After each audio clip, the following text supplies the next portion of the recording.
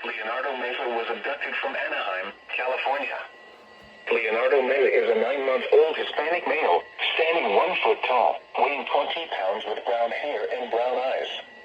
The suspect, Roberto Castillo Meza, is a 30-year-old Hispanic male, standing 5 feet 8 inches tall, weighing 180 pounds with brown hair and brown eyes. The suspect was last seen driving a tan Mercedes-Benz AMG with California license plate number 8HJV603. If seen, call 911.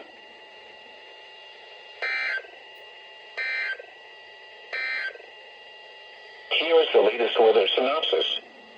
Dry weather is